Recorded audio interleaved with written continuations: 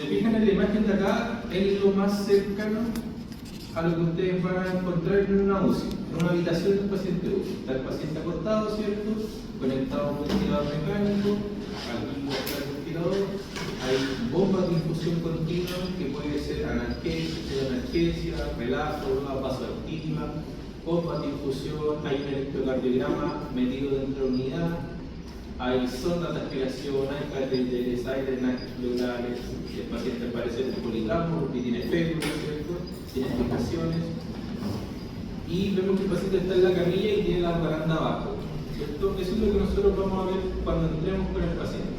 Si nosotros no estamos dentro de la unidad, lo ideal es que las barandas siempre estén arriba por seguridad del paciente y por lo menos los protocolos del paciente clínico aquí en el hospital de Arica indican que todo paciente debe estar contenido. ¿Bien? ¿Por qué creen ustedes que todo paciente debe estar contenido si están sedados o con relajo neuromuscular?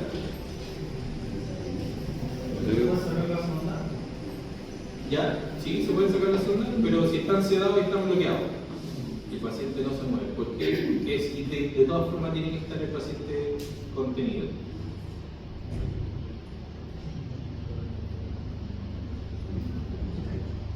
La ventilación igual puede entrar en una crisis.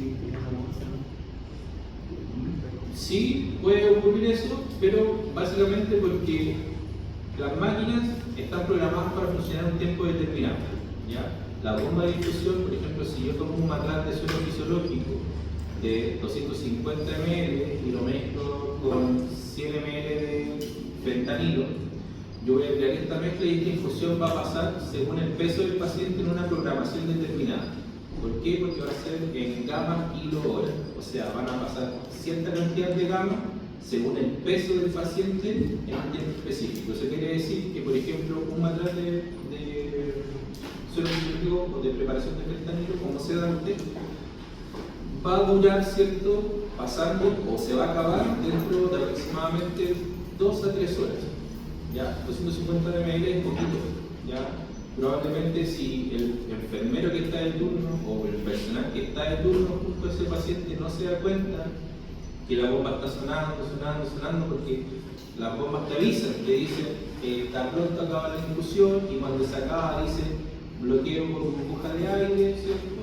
Lo que quiere decir que el medicamento se acabó. Y muchas veces cuando las UPC están llenas, los pacientes tienen mucha analgesia, por ejemplo, los enfermeros tienen que preparar muchas sedantes, mucho medicamento para los 12 pacientes que existen en la UPC y no les da el tiempo de repente para volver a preparar tan rápido, ¿cierto?, cuando una infusión cuando se acaba. Y en ese momento que el paciente está sin sedación, por ejemplo, si un paciente en situación callo, policonsumo, esa analgesia se apagó y a los 10 segundos el paciente ya va a estar despierto, va a estar agitado y existe la posibilidad de que se saque un elemento invasivo que podría poner en riesgo su vida. ¿Ven? Entonces por eso es importante que a pesar de que los pacientes estén sedados y estén con relajo neuromuscular, siempre existe la posibilidad de que se acabe o de que una burbuja de aire se bloquee o que la máquina no avise que está ocurriendo algo y la sedación o el bloqueo no llegue al paciente, el paciente se despierte y se retire un elemento invasivo. ¿Bien? Por eso es tan importante que cuando suene una alarma, de la que sea, el personal que está disponible se levante y vea qué es lo que está sonando. Porque puede ser un sedante o puede ser una droga vasoactiva. Y si, por ejemplo, tenemos un paciente que está con shock, ¿cierto?, o está en proceso de shock, en un proceso agudo, se nos acaba la droga vasoactiva, ¿qué va a ocurrir? Que ese paciente se va a hipotensar y puede hacer un paro cardiorrespiratorio. ¿Bien? Entonces, cualquier alarma que suene dentro de la unidad de un paciente nos tiene que tener a nosotros como profesionales de la salud alerta, porque cualquier cosa podría significar un evento adverso y poner en riesgo la vida del paciente que ya por el mismo hecho de estar en la unidad de paciente crítico, ya está en riesgo. ¿Ven? ¿Dudas? Los principios de seguridad y bioseguridad son cosas básicas. ¿Ya? Lo primero que usted debe hacer al ingresar a la unidad, ¿qué es? A la unidad me refiero no a la sala del paciente, sino que a la unidad de UCI. Lo primero que tiene que hacer es el lavado de manos, ¿cierto? Usted llega, deja sus cosas, se lava las manos recibir tú. ¿Bien? ¿Por qué? Porque yo puedo traer cualquier contaminante, sustancia, virus, bacteria desde el exterior hacia la unidad de paciente crítico. Y estos pacientes son normalmente pacientes que están inmunodeprimidos por el exceso de antibióticos que han sufrido, porque se han colonizado con otras bacterias, porque están infectados con algún virus. Y esto deprime su sistema inmunológico, lo que los hace susceptibles a contraer cualquier tipo de patología que quizás a nosotros como personas sanas no nos afecta. Pero basta que usted haya saludado a alguien que estaba contagiado por influenza, o saludó de mano antes de entrar al hospital, entró y se olvidó de lavar las manos, ingresó y contaminó al paciente, y ese paciente usted dice, pero ¿cómo se contagió de influenza? Si es que dentro de la unidad no hay ningún paciente con influenza, no hay ningún caso de influenza. El vector probablemente fue humano. ¿Bien? Entonces por eso es importante llegar, lavarse las manos. ¿Bien? Ahí están los pasos de cómo lavarse las manos. Me imagino que todos saben lavarse las manos. Ya les vamos a repasar igual en el laboratorio. ¿Ya? Otro de los aspectos importantes es tener en consideración las precauciones estándares. ¿Bien? Como ejemplo, la que les decía yo recién, saber que todos los pacientes tienen que estar con contención, ¿ya? Independientemente si el paciente está con agitación psicomotriz, si está con delirio o si el paciente está sedado o con relajo neuromuscular. ¿Bien? Y además tener en consideración que existen diferentes tipos de aislamiento dentro de la unidad. ¿Conocen los tipos de aislamiento que existen, chicos? Gotita, ¿qué más? Contacto. ¿Ya? Aéreo, y el otro, el protector, ¿cierto? O aislamiento inverso, que también se llama. Dependiendo del tipo de aislamiento, van a ser los elementos de protección personal que yo voy a utilizar. ¿Bien? Si el paciente es aislamiento de contacto, ¿cuáles creen ustedes que deberían ser los elementos de protección personal que yo debería utilizar? Pechera, guante,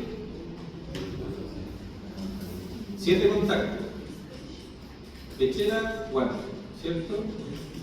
Si el paciente es contacto aéreo, mascarilla. ¿Qué tipo de mascarilla? Si es aéreo, N95. Si es por gotita, quirúrgica. ¿Bien? En ambos, cofia y escudo facial o antiparras. ¿Ven? Siempre delantal y guante. ¿Y cuándo solo utilizo pechera y guante? Cuando el paciente no tiene aislamiento. ¿Bien? Y en el aislamiento protector tengo que utilizar todas las medidas de precaución. ¿Por qué? ¿Cuándo se utiliza el aislamiento protector? En pacientes inmunodeprimidos, ¿cierto? Son pacientes, como les dije hace un momento, que son susceptibles a contraer cualquier tipo de patógeno y eso va a poner en riesgo su vida. Entonces, idealmente los pacientes que son los pacientes oncológicos, los pacientes con VIH, con neumonía por kiloeche, ¿cierto? Pacientes con leucemia, etcétera, cualquier patología que comprometa el sistema inmunológico, lo que yo necesito, lo que yo debo hacer es proteger al paciente de las bacterias o patógenos que yo pudiera transmitir o ingresar dentro de su unidad. Cabe destacar que las unidades del paciente crítico son unidades separadas, solo hay un paciente por unidad, cada unidad son como las casas espejo. ¿Ven? Es una habitación que está cubierta por vidrios, pues son como ventanales que se mueven y se cierran, son herméticos y están sellados al vacío. Ya tienen una cámara de sello al vacío dentro de la unidad, que es como una especie de aire acondicionado, pero al revés, que succiona el aire para evitar, ¿cierto?, que se mantenga cualquier tipo de bacteria o ionización que podría contaminar la habitación, se extrae, ¿cierto?, y es eliminada a través de los filtros gigantes que tiene el hospital de aire acondicionado. Y también tiene climatización. ¿Bien? Yo puedo aumentar o disminuir la temperatura de las unidades de cada paciente. ¿Bien? O sea, cada paciente va a tener una unidad ideal para él. ¿Bien? Eso, en relación a las precauciones estándares y a los aislamientos. ¿Ya?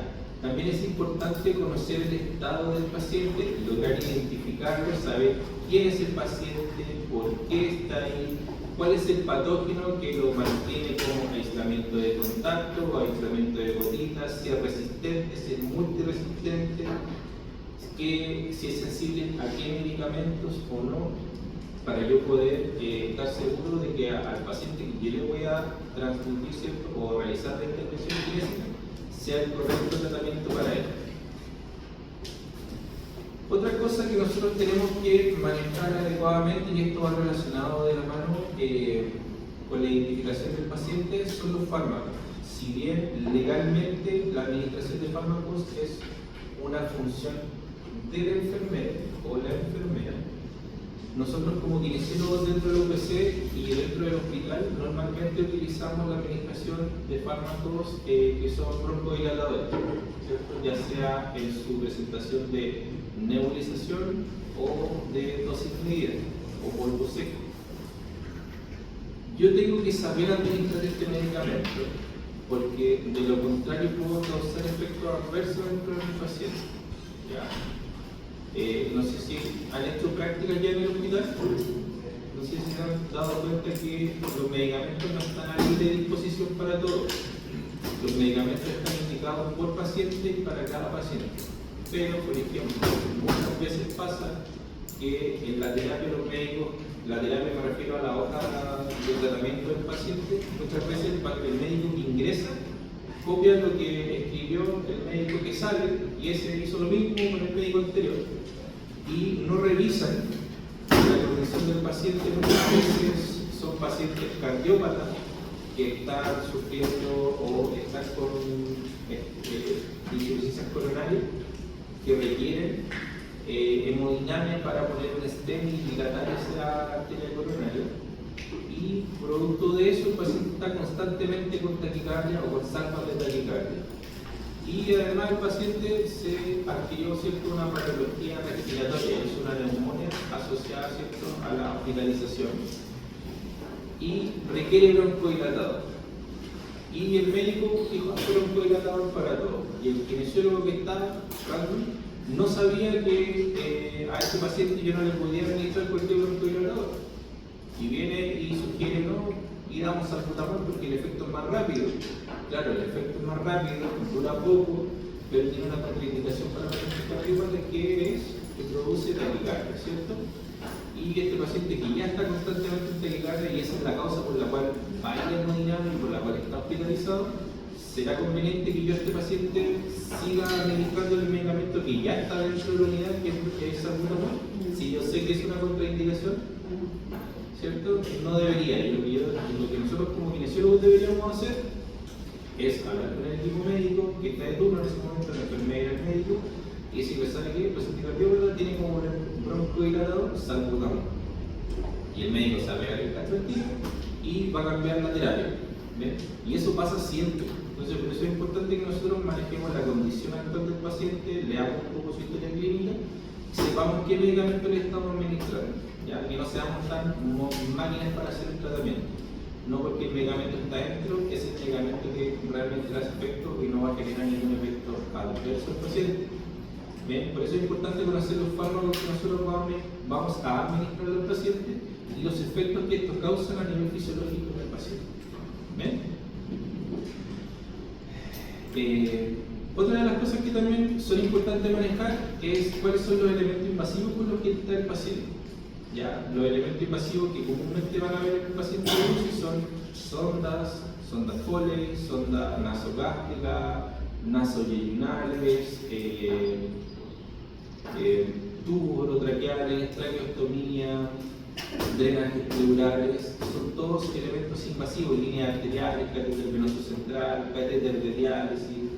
¿Ya? Todos estos elementos, cuando yo voy a realizar una técnica kinésica sobre tórax o voy a movilizar al paciente o directamente lo voy a levantar para que salga a caminar, son elementos que yo tengo que tener en consideración porque son estructuras, ¿cierto?, o elementos invasivos que si yo muevo mal al paciente, esto normalmente está enganchado a la piel del paciente, ya sea por sutura o por tela que las fijan, por ejemplo, las sondas nasogástricas muchas veces las fijan o al hombro, o a la pechera, o a la cama, y si yo levanto al paciente y no me fijo, probablemente esa sonda va a salir volando, va a causar un daño y un malestar nuevamente al paciente porque van a tener que reinstalarse. ¿Bien? Entonces yo tengo que tener en consideración todos estos factores que pueden generar daño al paciente o poner en riesgo al paciente. ¿Bien? Además, tener en consideración que cuando yo elimino o dejo de utilizar un dispositivo, por ejemplo, el paciente estuvo intubado 7 días, es aislamiento de contacto, y lo extubamos, hicimos la fase de weaning y trasladamos del ventilador invasivo a un dispositivo menos invasivo, ¿cierto? Pero una cánula nasal de alto flujo, una CENAF, ¿cierto? Y yo tengo que, después de 48 horas por protocolo del hospital, sacar el ventilador invasivo porque me genera una colonización sobre este dispositivo. Y yo, al momento de sacarlo, previo a eso, tengo que hacer una desinfección dentro de la unidad del paciente. Elimino todo lo que se tiene que eliminar, que básicamente son los filtros del ventilador, el filtro del paciente, el corrugado, el filtro paciente-ventilador. Elimino esos dispositivos y lo que yo limpio son las conexiones oxígeno, aire, el conector a la toma de corriente, el ventilador propiamente tal, ¿cierto? Y las estructuras que puedan estar, por ejemplo, en una base termohumidificadora, que pueden estar adosadas al ventilador, y yo tengo que desinfectar eso en una primera instancia dentro de la unidad del paciente. Posterior a eso, yo dejo el ventilador fuera de la unidad del paciente, aviso que está limpio en su primera instancia. Una vez que termino de instalar la cánula de alto flujo al paciente, me saco mi elemento de protección, lo elimino, salgo, me lavo las manos, me pongo guantes, tomo el ventilador, lo llevo al área sucia y hago la siguiente desinfección, ¿cierto? Donde vuelvo a limpiar y así me aseguro de no estar trasladando ningún patógeno, ¿cierto? De aislamiento de contacto hacia el área sucia o que el ventilador pueda quedar con algún residuo y este permanecer, ¿cierto?, ser transmitido al siguiente paciente que utilice ese mismo ventilador. Bien, tengo que tener el conocimiento y la capacidad de hacer una desinfección adecuada para evitar el contagio entre pacientes por un vector que yo puedo modificar.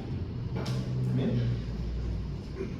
Bueno, lo del control ambiental yo lo hablamos, ¿cierto? Las unidades tienen este sistema de extracción de aire, ventilación, ¿ya? La seguridad de los equipos y la alarma también es importante, lo mencioné en ese momento. Tenemos que levantarnos a ver qué es lo que está sonando, qué es lo que ocurre. Bien, y una parte que es importante para nosotros como kinesiólogos es evitar, ¿cierto?, las caídas de los pacientes, generar la prevención de caídas y lesiones por presión. Bien. En esta parte nosotros somos muy importantes, sobre todo en la parte de las lesiones por presión. Los pacientes por lo general que están en UCI son pacientes que están sedados y bloqueados a lo menos 5 días. Son 5 días que los pacientes no se mueven por su cuenta y que las movilizaciones son cada 12 horas, ¿cierto? O cada vez que el paciente hace deposiciones, o vomita, o se mancha, tienen que moverlo para hacerle aseo, bañarlo, etc. Y la movilización de estos pacientes es nuestra responsabilidad. Como kinesiólogos nosotros somos el personal capacitado para saber cómo mover un paciente y evitar que se genere algún daño neurológico por compresión nerviosa, pérdida de movilidad, ¿cierto?, por atrofia, por desuso. Y, por ejemplo, los pacientes que están en crono, muchas veces aparecen estas lesiones por presión en los puntos óseos, porque a pesar de que están con un colchón anticarga, ¿cierto?, que puede ser el neumático, el de aire incrustado, ¿cierto? Nosotros en la UCI utilizamos estos cuadrados cubículos grandes que no son con motor, sino que son de compresión neumática. Se inflan una sola vez a una presión determinada y van variando dependiendo de la presión que yo ponga el paciente. Si yo no muevo al paciente de la forma correcta, voy a generar lesiones por presión, si es que no lo muevo. Estas posteriormente se pueden generar úlceras por presión. Y además puedo generar, el paciente sí o sí va a tener algo que se llama debilidad adquirida en UCI, ¿ya? Que es básicamente la pérdida de masa muscular del diámetro del músculo, ¿cierto? Disminuye su diámetro, por ende disminuye la fuerza. Hay disminución y rigidez articular por el tiempo de inmovilización y además con la compresión de los puntos de apoyo puedo generar alguna neuropatía. ¿Bien? Por eso es importante que nosotros movilicemos precozmente al paciente, a pesar de que esté sedado, a pesar de que esté con relajo neuromuscular, siempre hacer movilizaciones pasivas y luego pasivas asistidas, después asistidas, y así haciendo la transición. ¿Bien? Otra cosa muy importante es el trabajo en equipo y la comunicación que nosotros tenemos que tener. Les hablé recién de las alarmas, les hablé recién de los medicamentos que se administran. Si nosotros no tenemos una buena comunicación o por el contrario somos muy tímidos y nos da vergüenza decirle, oiga doctor, sabe que se equivocó, su colega le dejó administrar este medicamento y el paciente es cardiópata, tiene una contraindicación, o justo les tocó un médico que es cascarrabias, traten de comunicar, hablar con el equipo y entreguen la información igual. Hay diferentes formas, vías para poder hacer esto. Si el médico no hace el cambio, ustedes evolucionan en su ficha y lo dejan informado. Se habla con el médico, y finalmente lo que ustedes van a necesitar va a ser un respaldo, porque cuando ese paciente se infarta, porque hizo una descontrol circunstancial nuevamente producto de la administración del medicamento, al llevar a culpar va a ser usted. Porque van a decir, ¿qué estaba haciendo el paciente antes de? No, estaba con el kinesiólogo, le administró el inhalador y se infartó y se paró. Y murió. Y el sumario administrativo va a ser para ustedes. ¿Bien? Entonces ustedes tienen que informarlo, les guste o no, tengan vergüenza o no tengan vergüenza, y si el médico hace caso, bien, si no hace caso, se deja escrito y se avisa. ¿Ven? Que nunca se lo olviden. Y lo otro, dentro de la unidad de UCI, tenemos el basurero donde van los elementos de basura, ¿cierto? Hay un elemento que es para residuos biológicos, ¿cierto? Básicamente es otro basurero, pero que se eliminan las sábanas con deposiciones, con vómitos, si se mancharon con sangre y eso se van a la bacteria. Y está los desechos especiales como los cuerpos pulsantes que van en una cajita especial, ¿cierto? Que se eliminan también con una empresa especializada para estos residuos. ¿Bien? ¿Dudas o consultas hasta acá? Otra cosa que ustedes van a ver apenas ingresen en la unidad del paciente, aparte del paciente, es el monitor de multiparámetros de signos vitales. ¿Bien? Yo esto estaba como de más decirlo, pero siempre es bueno repetirlo. ¿Bien? El monitor, lo que está en verde, es la frecuencia cardíaca, el número. ¿Bien? El trazado del electrocardiograma es tal cual si yo le estuviera tomando un electrocardiograma al paciente. Yo desde el monitor puedo saber si el paciente está en intrasístole, si está con supradenivel, si se está infartando, si está con un ritmo constante, si está con ritmo sinusal o no. Eso lo van a adquirir en la práctica una vez que vayan especializándose y si les gusta el área del electrocardiograma, van a aprender a leer estos monitores. Bien, lo que necesitan saber ahora, si es que llegan a pasar en su internado en UCI, es que pueden monitorizar la frecuencia cardíaca, que en este caso es 80, la presión arterial sistólica y diastólica, más la presión arterial media, que son los números que están en rojo, en cuadrado, ¿cierto? 128,68, y la PAM de 85. Lo que está en azul corresponde a la saturación de oxígeno, lo que está en 30 es la capnografía, y lo que está en 18 abajito es la frecuencia respiratoria. ¿Alguien tiene alguna duda con algún parámetro de acá? Dígame. La capnografía, ese número que está en 30, es un valor que nosotros utilizamos una vez que nosotros conectamos al tubo del paciente, ¿cierto? Al ventilador mecánico, entre el tubo y el filtro del paciente va un capnógrafo.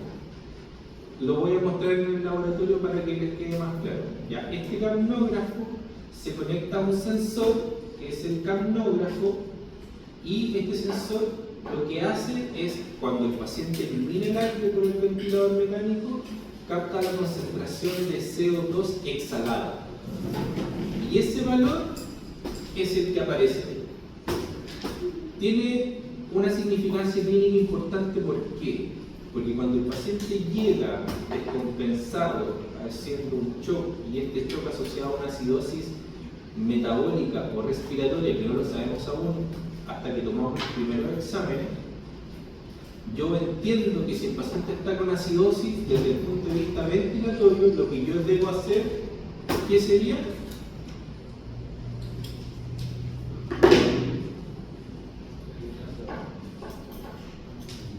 Hiperventilar al paciente. Si yo hiperventilo a un paciente, lo que voy a estar haciendo es barriendo CO2, eliminando más CO2.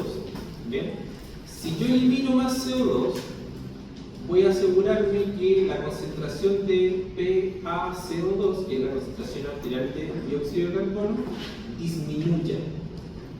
Al disminuir, voy a compensar de cierta forma esta acidosis, que no sé si es respiratoria o metabólica, y voy a asegurarme que el paciente regule su pH.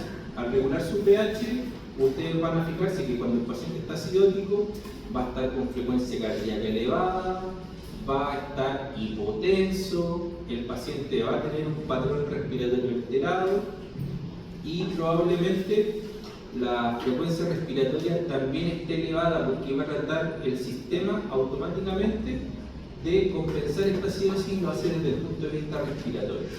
¿Bien?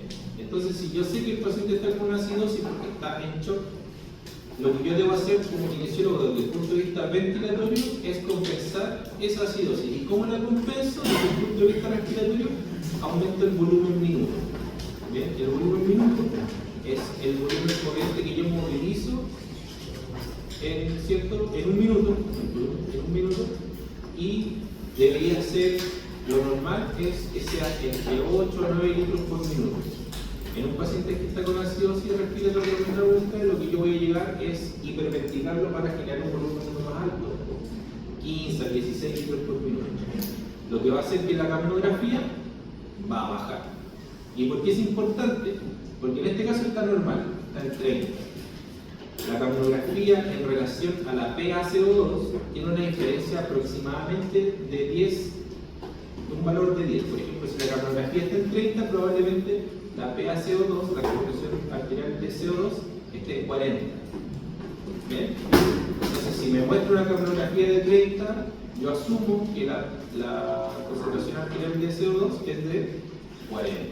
Y en base a eso, yo trabajo la programación del ventilador para llevarlo a normocardia o a hipocapnia, hiperventilando al paciente. ¿Se entiende? Más ratito, hacia casi al final, les voy a mostrar unos ejemplos más o menos de cómo es saber si es una acidosis respiratoria, si es metabólica, si es alcalosis respiratoria o alcalosis metabólica, si es acidosis respiratoria o acidosis metabólica. ¿Ven? ¿Dudas con la capnografía? ¿Claro? ¿Sí? ¿Allá lo que tenía la duda?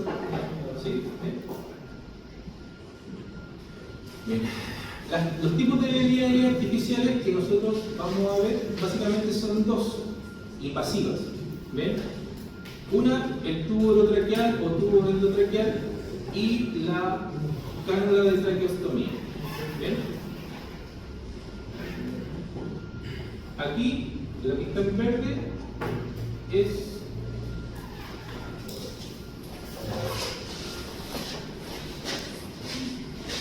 este que está acá, es el tubo orotraqueal.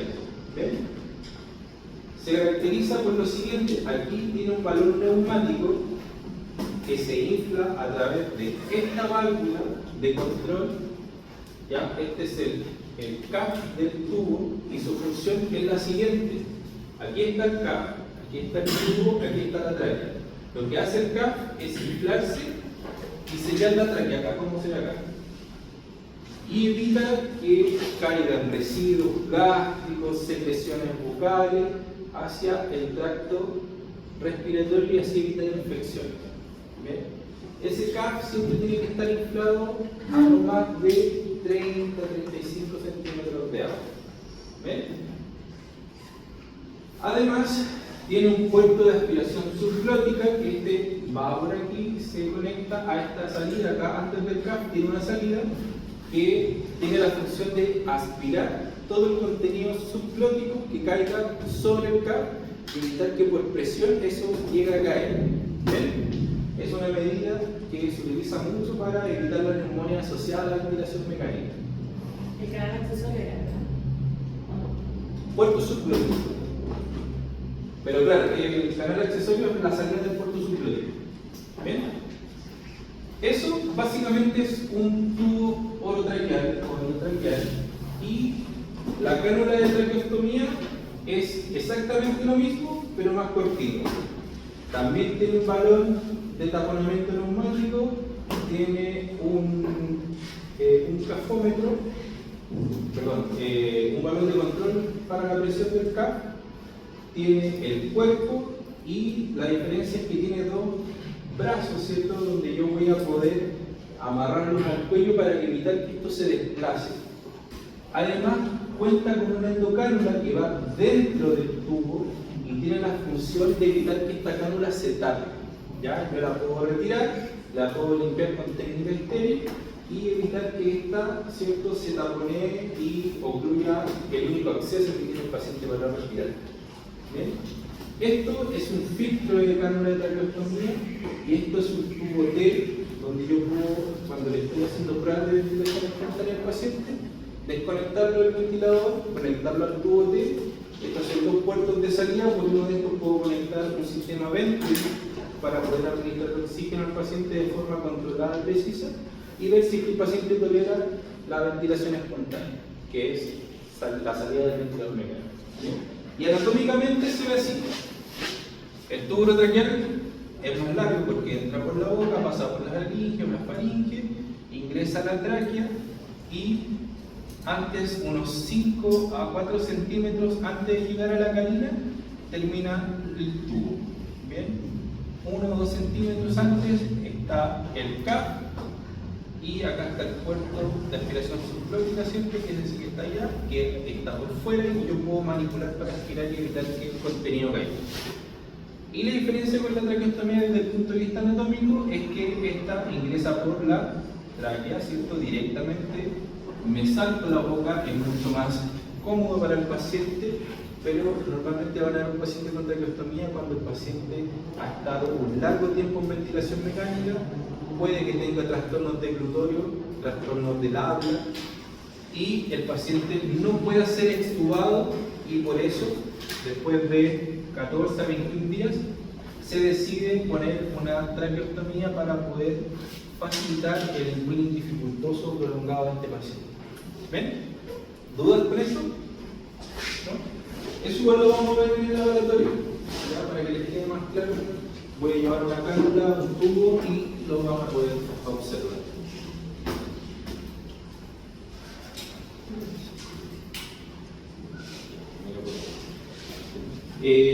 Bueno, otro de los conceptos que ustedes necesitan entender son los modos ventilatorios. Bien, como conceptos claves tienen que entender qué es el volumen corriente, la frecuencia respiratoria, la FIO2, qué es el PIB, que es la presión positiva final de la respiración, la presión inspiratoria, el tiempo inspiratorio, el T, la sensibilidad, el flujo y el ciclado. Son términos de ventilación mecánica que ahora quizás no lo van a entender, pero en la siguiente clase, cuando hablemos sobre conceptos básicos de ventilación mecánica, y en la clase 4, van a poder entender de a poco. ¿Ven? El objetivo de los modos ventilatorios, ¿cierto?, es garantizar una ventilación y oxigenación mientras se minimiza el daño pulmonar, o PIL, que es la definición de daño pulmonar, y disminuir así también el trabajo respiratorio.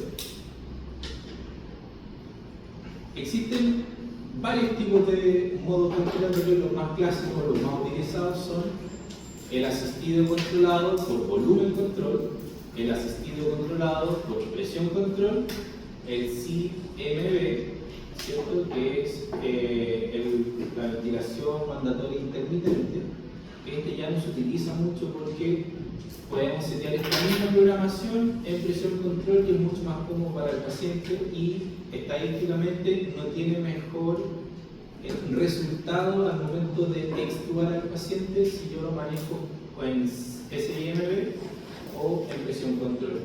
Y la última, que es la mal llamada ventilación espontánea, es CPAP más presión de soporte, que va a ser la ventilación que ustedes, a medida que vayan avanzando el curso, van a entender que es la última etapa del ventilador mecánico, cuando ya está en la fase de salida del paciente y está respirando casi por sí solo.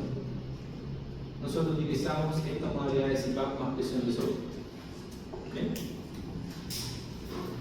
Aquí vemos dos ejemplos diferentes en el mismo ventilador.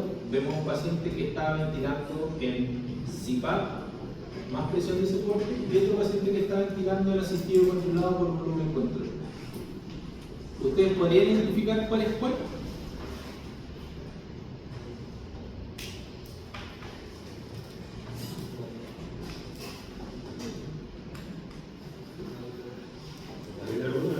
¿Ah? Una que dice C y otra que dice E. Ya, sí, C de controlado y E de espontáneo, por eso me han llamado espontáneo, bien. Pero si se fijan, acá hay algo importante. Los parámetros, esto que está acá abajito, son los parámetros que yo puedo programar del ventilador, ¿ya? O las variables que yo puedo manipular. En este caso, vemos que yo como variable puedo manipular la FIO2 en la modalidad controlada por volumen. Puedo manipular el PIB, la FIO2, la sensibilidad, que es 2.0, lo que está al lado del FIO2 21. Puedo controlar el volumen corriente, que es 520. Puedo controlar el flujo, que es la fuerza con la que entra ese volumen corriente, y la frecuencia respiratoria. Además, puedo determinar si la curva quiero que sea descendente o cuadrática, y si es que quiero que tenga un tiempo de pausa inspiratoria. ¿Bien? En CPAP, más presión de soporte, o el mal llamado espontáneo, yo también puedo manejar la FIO2, el PIB, la sensibilidad, y acá aparecen dos cositas que no aparecen en presión control, o sea, en volumen control, que es la presión de soporte, que es la presión sobre el PIB, que yo voy a mantener para que el pulmón pueda respirar, ¿cierto? Y hacer esta diferencia de presión que va a depender mucho de la compliance del paciente. Y acá hay otro valor que es el ciclado, que acá se evalúa al 15%. ¿Qué quiere decir el ciclado al 15%? Que una vez que el paciente llegue a un flujo o al 15% del flujo máximo, el ventilador, ¿qué va a hacer? Va a ciclar. Y en términos de ventilación mecánica, ciclado significa terminar el ciclo inspiratorio y comenzar el ciclo expiratorio. ¿Bien? Básicamente va a ser que el paciente bote aire. ¿Ven? Eso es el ciclado. Y se fijan aquí, me aparece unas siglas que es CP, que es presión control. ¿Qué quiere decir esto? Que si el paciente llega a hacer apnea, o los parámetros, los volúmenes no son los necesarios según lo que yo programo aquí, el ventilador automáticamente va a pasar a la ventilación de respaldo, que es presión control, y va a meter 14 centímetros de agua de presión inspiratoria con un tiempo inspiratorio de 0,9, lo que equivale aproximadamente a 20 respiraciones por minuto. ¿Ven? Yo sé que ahora que no lo entienden, y quizás es muy enredado, pero a medida que vayan viniendo a las clases, vayan entendiendo. ¿Ven? ¿Dudas? ¿Consultas? ¿No? Bueno. ¿Cuáles son los signos? ¿Cuáles son los signos clínicos de alteración respiratoria y de oxigenación? Aumento del trabajo respiratorio, alteración de la frecuencia respiratoria y alteración del patrón respiratorio. ¿Cuáles son las alteraciones de los patrones respiratorios? Las que más comúnmente nosotros vamos a ver, ¿cierto? Que son descritas por libros, son Biot o la táxica, Kurzmaul, Chainstorm y la respiración paradójica. ¿Ven? Eso también lo vamos a ver a más detalle en el laboratorio, ¿ya? Pero son cosas que yo creo que ya manejan. Y la alteración de la frecuencia respiratoria, que puede ser taquipnea, polipnea, bradipnea y apnea. ¿Cuál es la diferencia entre polipnea y taquipnea? ¿Es lo mismo?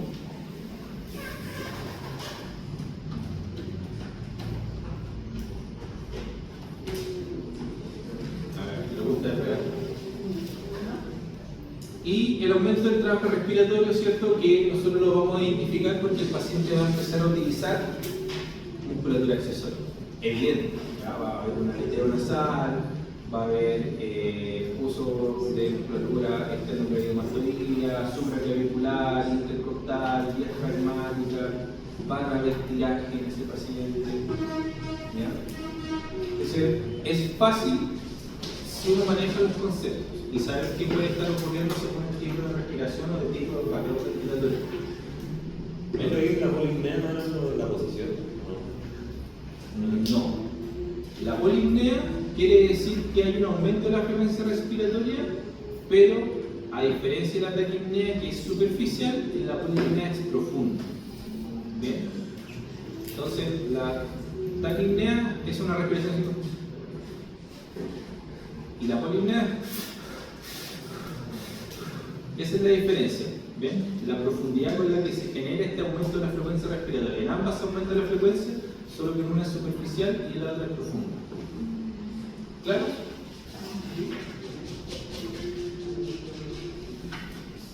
Bueno, esto lo deberían manejar. Lo primero que tienen que hacer al ver y al entrar al paciente bedside es inspeccionar, palpar al paciente, percusión, está escrito en el libro, pero la verdad es que poco se hace a menos que uno quiera evidenciar, ¿cierto? Si es que hay un neumotórax y no tengo los instrumentos clínicos necesarios para evaluarlo, que normalmente siempre los hay porque en todas las unidades hay un endoscopio, en todas las unidades o en todos los hospitales hay una tomografía axial que podemos ver cómo está el pulmón, ¿cierto? Ese parénquima, y clínicamente lo vamos a notar si el paciente trae un neumotórax porque va a tener mala mecánica, dificultad respiratoria, desaturación, la hemodinamia se va a caer.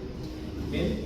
Y lo otro que es importante es la evaluación del intercambio gaseoso y la compliance pulmonar. Desde el punto de vista ventilatorio, saber si el pulmón es un pulmón complaciente o no es complaciente nos va a determinar si, nos va a evidenciar qué tan dañado o qué tan distresado está ese pulmón versus lo que debería ser versus lo que es la normalidad. ¿Bien? Para poder generar una ventilación un poco más protectora y amigable para el paciente.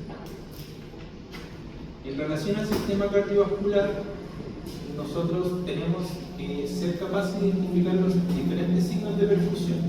Básicamente, coloración de la piel, la temperatura de la piel, el llenado capilar, ¿cierto? O el capillary reflex, que básicamente es presionar por unos 3 a 4 segundos un dedito, ¿cierto?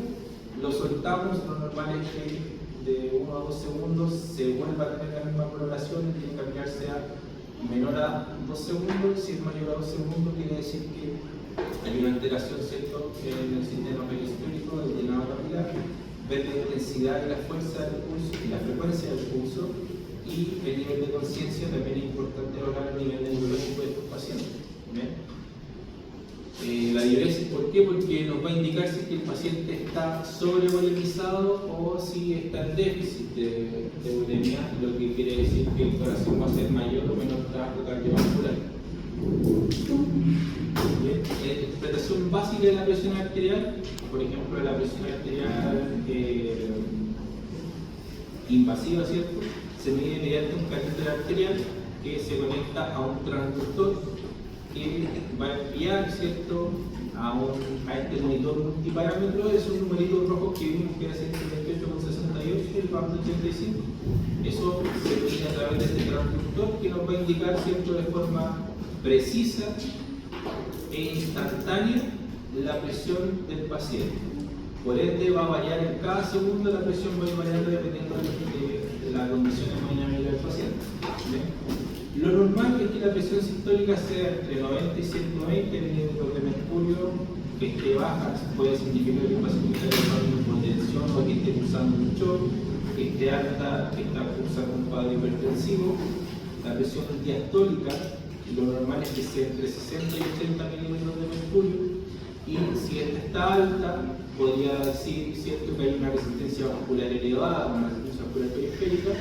Y si es que está baja la presión diastólica, nos podría estar indicando que hay algún problema en los coronarios, ¿cierto?, que probablemente su perfusión sea disminuida y por ende el paciente puede estar cursando un infarto. Y la presión arterial media, la normalidad es que sea entre 70 y 100 milímetros de mercurio. Si es menor a 65, hay alto riesgo de isquemia en los tejidos tisulares. y si es mayor a 100 milímetros de mercurio puede dar un indicio que probablemente el paciente esté con sobrecarga y eso va a aumentar la presión intracraneana y puede generar hemorragia, ¿cierto? O si el paciente tiene algún aneurisma o algún daño secundario a algún accidente cerebrovascular, puede romperse esto por aumento de presión y generar mayor daño. ¿Bien? Por eso es importante saber identificar en el sistema cardiovascular cuáles son las variables, ¿ya? Y básicamente las podemos ver utilizando un monitor. Dentro de los signos del shock se refleja mucho el patrón tisular, ¿cierto?, de cómo se están fundiendo los tejidos. Pero hay diferentes tipos de shock. ¿Los conocen? Bueno, están ahí escritos. Está el hipovolémico, el cardiogénico, el distributivo y el obstructivo. Pero hay signos que son comunes en todos los shocks. ¿Ya? En este cuadro de resumen, básicamente, si yo reviso la piel, tengo que encontrar signos de shock si es que veo palidez, cianosis, si la piel está fría o sudorosa, pueden ser un indicio de que el paciente está choqueado. A nivel cardiovascular, una presión baja, un pulso rápido y débil también son signos de shock. A nivel neurológico, alteración del estado de conciencia, confusión, letargo, ansiedad. Quiere decir que probablemente el paciente esté en shock, ¿cierto?, por retención de CO2, esté hiperventilando, haya algún factor no ácido-base que está generando este cambio en el patrón neurológico del paciente. Y a nivel renal, ¿cierto?, una oliguria, una concentración, ¿cierto?, de proteínas menor a 0,5 ml por kilo hora, quiere decir que el paciente podría estar generando una falla renal y por ende estar causando un shock. Desde el punto de vista neurológico, nosotros tenemos que siempre hablar de los pacientes que no están sedados, la escala de Cohen-Glasgow. Bien, una escala que no voy a hablar mucho, ya tiene tres aspectos: motor, verbal y ocular, y se van evaluando de más a menos dependiendo de las respuestas que vayan teniendo el operador del paciente. ¿Alguien tiene alguna duda con esto para explicarlo? Lo sabe. Y los pacientes que están con sedación, nosotros podemos utilizar la escala RAS, ya, por Rhythm, Agitation, Sedation, etc., que básicamente nos indica qué tan agitado está un paciente y se responde o no. ¿Ya? Se puntúa de más 4 hacia menos 5, donde más 4 el paciente quiere decir que está muy agitado y menos 5 que el paciente no responde. ¿Sí? ¿Por qué es importante esta escala? Porque nos va a servir para poder estratificar esto que es la escala de evaluación del delibio. Básicamente, para iniciar tengo que evaluar si el paciente responde o no responde, si tiene conciencia o no tiene conciencia. Para eso el paciente, si está en RAS menos 4 a menos 5, que son los parámetros que aquí nosotros veíamos que son sedado profundo y no responde, menos 4 a menos 5, no puedo evaluar el CAM-IQ porque el paciente no me va a responder. ¿Bien?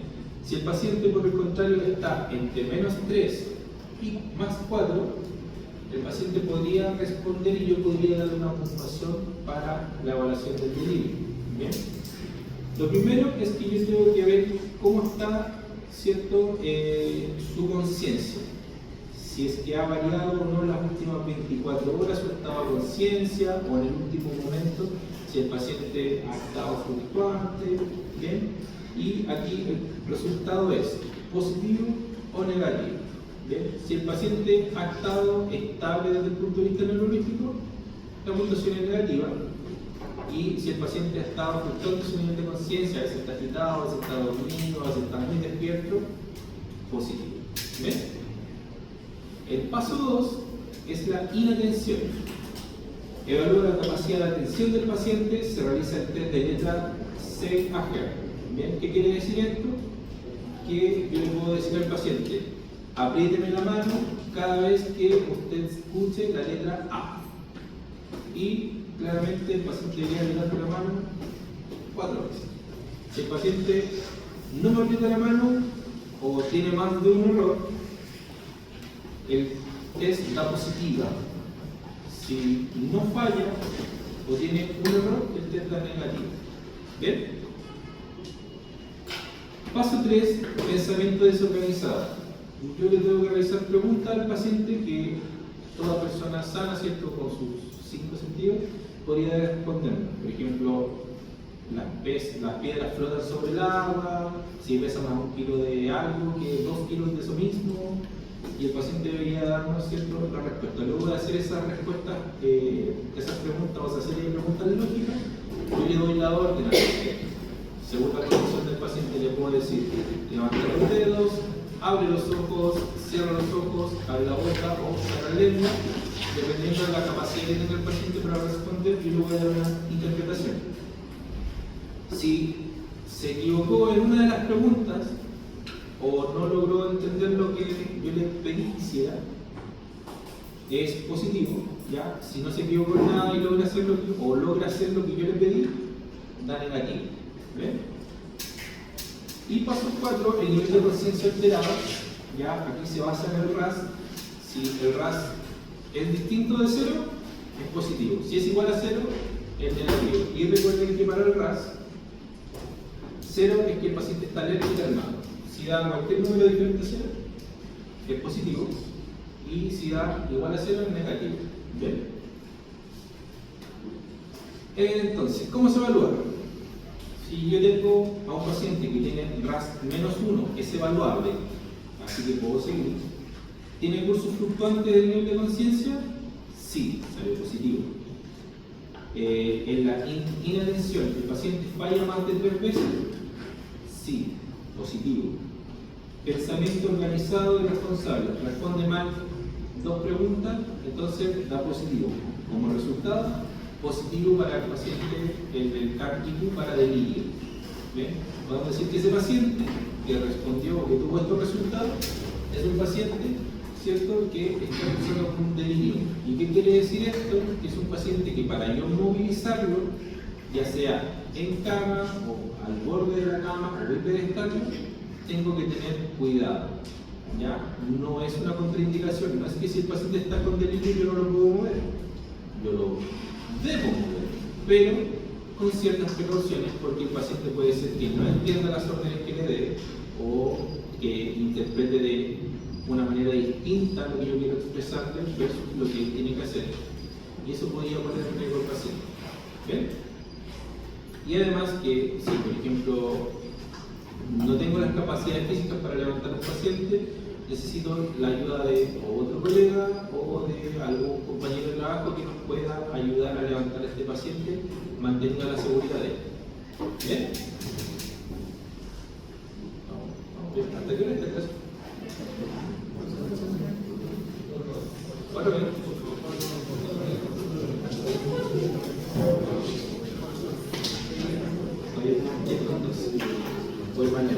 ¿Tienen dudas con esto o están bien? Dentro de los dispositivos invasivos ya hablamos que existen las líneas arteriales, los catéteres, ya sea centrales, catéteres de diálisis, los túbulos traqueales, las traqueostomías, las sondas, los drenajes pleurales, los drenajes ventriculares, etc. ¿Bien? Identificarlos y tener precaución sobre ellos es muy importante, por lo que les hablaba hace un rato. Si el paciente está con un tubo traqueal o con una cánula de traqueostomía y yo muevo a este paciente, lo levanto y no me doy cuenta que el corrugado está muy corto y el movimiento que yo voy a generar para sentar al paciente es brusco y rápido, probablemente ese tubo se pueda desplazar, se pueda autoextubar y va a generar un evento adverso. Ya, recuerden que dentro de la tráquea el tubo está fijado por este casco de balón neumático que yo inflo con 30 centímetros de agua.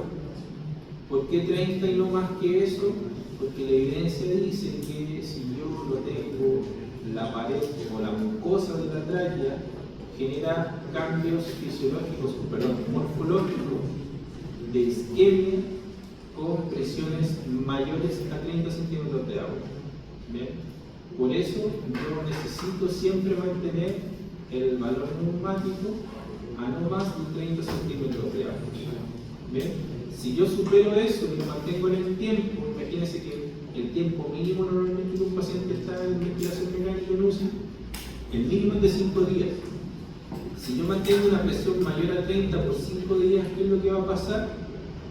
Esa área donde está siendo comprimida por el balón neumático, que a pesar que sea un globito, va a generar esa presión, va a generar un cambio en el tejido, va a generar isquemia, y cuando yo saque el tubo, va a ocurrir algo que se llama estridentes. ¿Ya? La vía del ataque se va a cerrar y probablemente tenga que reintubar a ese paciente porque el daño que se generó un cambio físico, morfológico, producto de isquemia. Y ese tejido no va a volver a ser igual. ¿Bien? Entonces, hay que mantener siempre estas consideraciones antes de manipular el tubo. Dentro de la evaluación funcional y movilización existen diferentes test y medidas útiles para evaluar la fuerza muscular, la capacidad respiratoria, siempre la movilidad pasiva activa del paciente. Y los criterios que nosotros tenemos que manejar para la seguridad de ellos son importantes. Según la guía europea, ¿cierto? Y la Sociedad de Medicina Intensiva, la movilización precoz es clave para prevenir la DAOSI, que es la debilidad adquirida en UCI, el delirio y disminuir así la ventilación mecánica prolongada, que básicamente va a aumentar la mortalidad del paciente. Por eso, antes de mover al paciente, hay un screening diario que yo debo hacer siempre, todos los días antes de mover al paciente, que básicamente son estas 4 preguntas: que el paciente esté hemodinámicamente estable para ser movilizado, tiene un buen nivel de conciencia, tiene una oxigenación adecuada, y si es que tiene alguna contraindicación absoluta para poder movilizarlo. ¿Bien? Todos los días antes de mover al paciente, yo tengo que hacer este screening, ahí salgo con el paciente al ladito de la cama, y si cumple con esto, yo paso a lo siguiente, ¿cierto? Y veo cuáles son las contraindicaciones absolutas y las contraindicaciones relativas para movilizar a un paciente. Como absoluta, básicamente es inestabilidad hemodinámica, una PAM menor a 60-65 milímetros de mercurio, con soporte creciente de drogas vasoactivas, hipoxemia grave con una FIO2 que sea mayor del 80% para lograr tener una saturación menor del 88% persistente en el tiempo, que no mejora.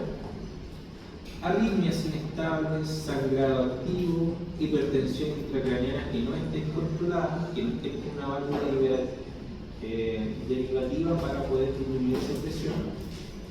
Fracturas inestables, ya sea de extremidades, de columna. Uso de bloqueadores neuromusculares de forma continua. Si yo tengo un paciente con relajo neuromuscular, no lo voy a levantar. ¿Lo puedo mover? Sí, pero no lo voy a levantar porque probablemente el músculo no tenga respuesta y lo que voy a generar va a ser un daño dentro de la articulación, más que un beneficio. ¿Bien? Y dentro de las contraindicaciones relativas está uso de drogas vasoactivas en dosis altas o moderadas, un PIB alto que sea mayor de 10 o 12 centímetros de agua, agitación o delirio severo, y dispositivos invasivos complejos, como por ejemplo el ECMO o valor de contrapulsación, ya que es un dispositivo donde el paciente realmente está muy grave y probablemente la movilización no le tenga ningún beneficio más que perjudicar, ¿cierto?, su condición clínica.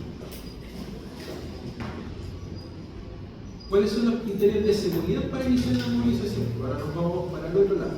Desde el punto de vista neurológico, que tengo un RAS que esté entre menos 2 y más 1, ya que responde a estímulos como abrir la boca, cerrar los ojos, levantar las cejas.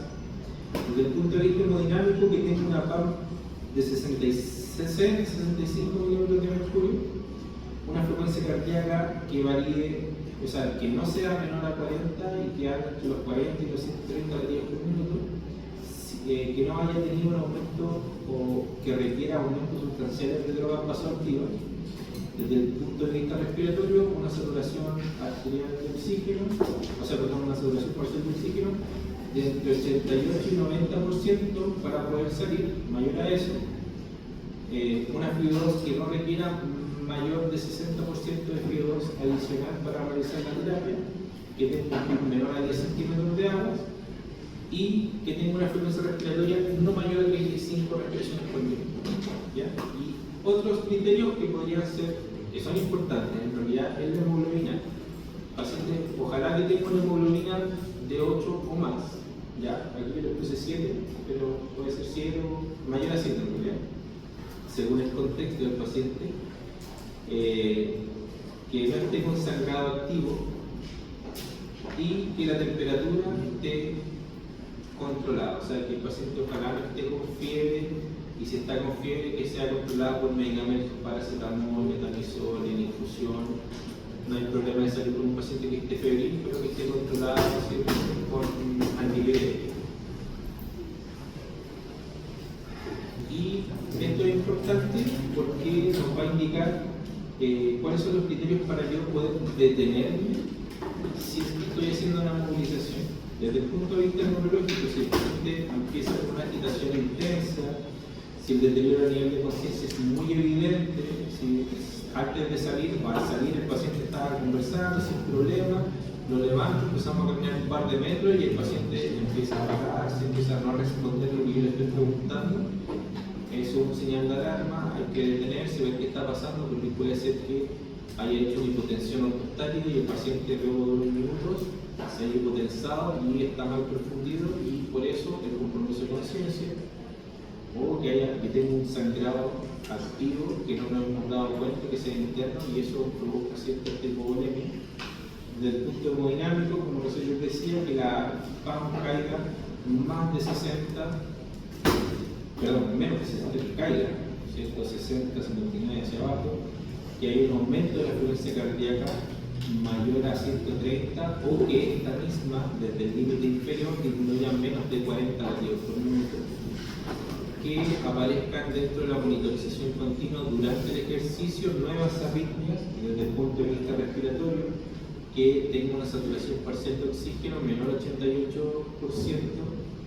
que tenga una frecuencia mayor a 35 respiraciones por minuto, y que además comience con utilización de musculatura accesoria de forma bien evidente. ¿Bien? Otros pueden ser el dolor intenso, fatiga extrema, o que por accidente se haya desconectado de algún dispositivo invasivo. ¿Ya? Todos esos son criterios de alerta para poder decir, detengamos un poco, algo está ocurriendo, chequeemos al paciente, y después, si se estabiliza o se normaliza, podemos continuar. Si es que no, volvemos a la cama dentro de la habitación, ¿cierto? Y acostamos al paciente y esperamos que se estabilice y luego lo veremos. Dentro de la movilización, el esquema cronológico es que siempre debemos partir con movilizaciones pasivas o activas, luego verticalizar al paciente de forma transitoria desde el supino al sedente o de cama. Luego, si el paciente no refiere cambios ortostáticos, mantenemos la posición por unos 5 minutitos y luego vemos si podemos transicionar al bípedo. En este contexto, esperamos que el paciente no tenga alteración ortostática, y luego de esto, si el paciente no tiene alteración ortostática, bipedestamos al paciente y el paciente vemos cómo se comporta, y si el paciente anda bien y no hay cambio ortostático después de 5 minutos, podemos iniciar la marcha estática, evaluamos nuevamente el ortostatismo, y si anda bien después de 5 minutos, podemos iniciar con marcha dinámica si es que la musculatura lo permite. ¿Bien? ¿Dudas? Está de más decir que nunca debo llegar del supino y llegar al bípedo sin hacer toda esta transición, porque eventualmente los varoreceptores que están en la carótida, ¿cierto?, y en la aorta van a generar este cambio de presión, y el paciente se va a hipotensar, se va a descompensar y puede incluso ser un síncope y morir. ¿Ven? Otras escalas y scores relevantes son el SOFA, el Apache 2 y el MRC Sum Score, que yo creo que todos lo manejan. El SOFA básicamente sirve para evaluar las distintas disfunciones orgánicas, monitorización diaria del paciente, y estima la gravedad del paciente. ¿Bien? Nos sirve también para ver si es que está cursando por alguna sepsis. En el laboratorio vamos a hablar un poco más de esto, porque son varios ítems es bien largo y bien enredado, y si lo ponía acá, probablemente lo terminábamos a la hora. Y el Apache 2, ¿para qué nos sirve? Para predecir la mortalidad del paciente en las primeras 24 horas desde que ingresa a la UCI. ¿Bien? Uno nos indica el Apache es un predictor de mortalidad en las primeras 24 horas dependiendo de la gravedad del paciente, y el SOFA nos puede evaluar de difusión orgánica y evalúa diariamente cómo mejora o cómo empeora o se mantiene el paciente. ¿Bien? Nosotros no lo utilizamos mucho, es más de uso médico, de enfermería, pero es importante que lo sepan porque lo van a ver constantemente en las fichas clínicas y en la cantidad de y el MRC, ¿cierto?, que evalúa estos 6 grupos musculares, ¿cierto? Son 60 puntos. Cada grupo muscular tiene una puntuación máxima de 5, mínima de 0. Paciente en UCI, para poder levantarlo, ojalá que tenga una MRC mayor a 35 y ojalá que cuando se vaya de alta de la UCI hacia una unidad menos compleja, que haya una MRC mayor a 40-45, porque eso es un indicador según la evidencia de disminución de la tasa de mortalidad y de reingreso a la UCI.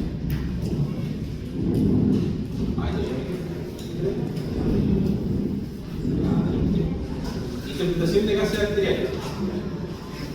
PAFI, hipoxemia, hiperscamia y el impacto que existe en la conducta kinésica para trabajar con esta situación.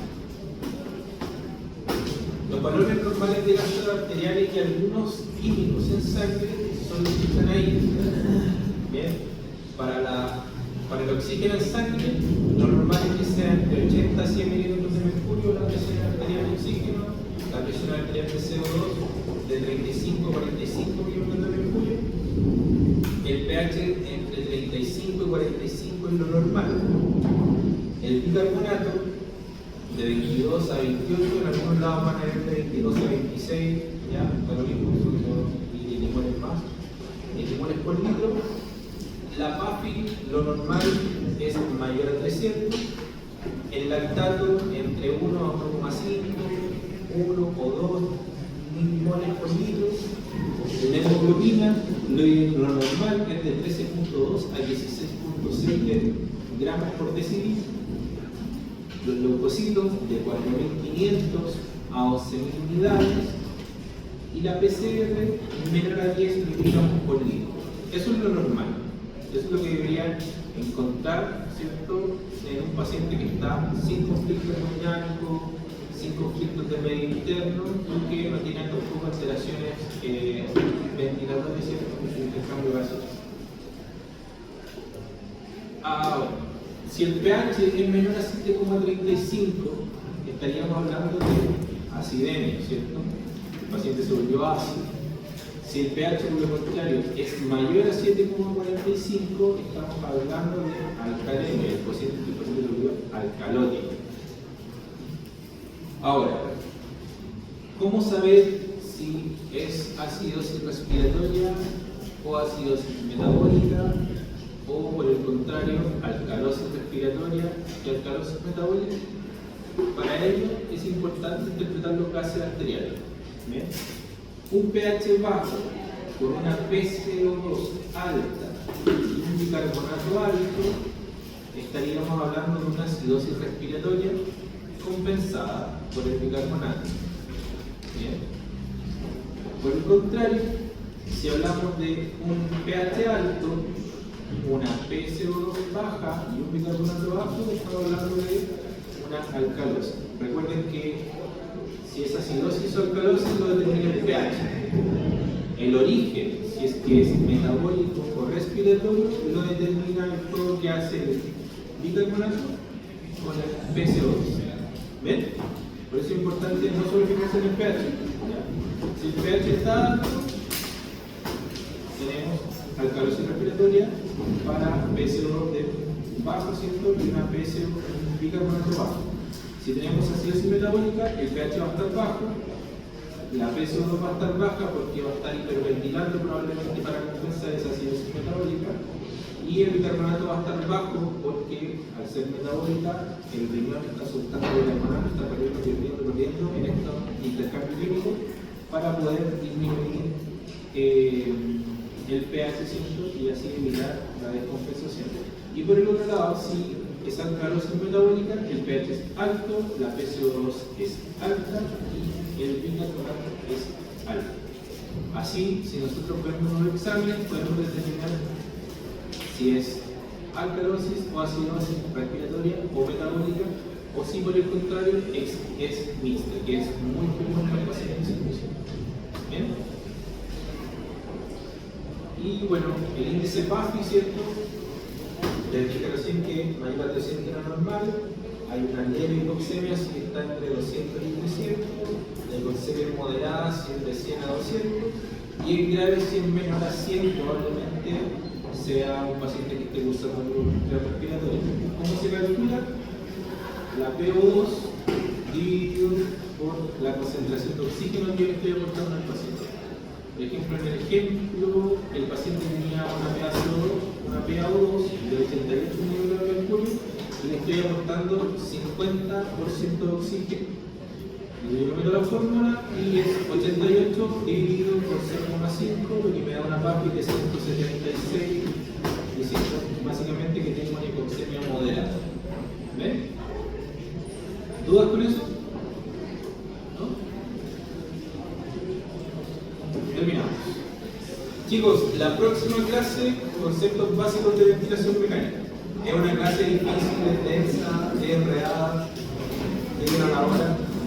Y necesito el correo de la persona que te lleva al curso. O de alguien que sea responsable para que la información. Porque todavía me dice dónde va a ser el laboratorio del viernes.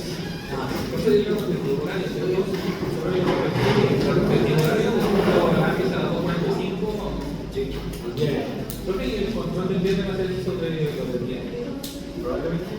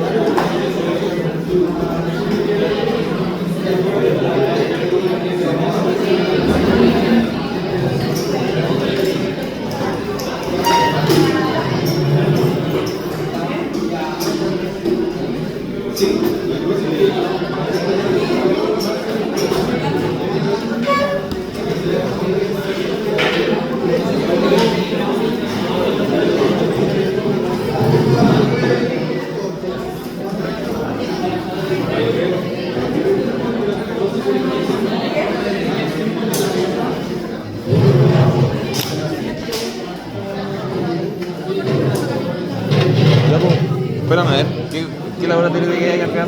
Va a quedar en el A nomás. ¿En el A nomás? ¿Y el A ese es el día viernes? No, pues el A el jueves, pero a veces jueves o viernes, pero es el primero, después viene el B.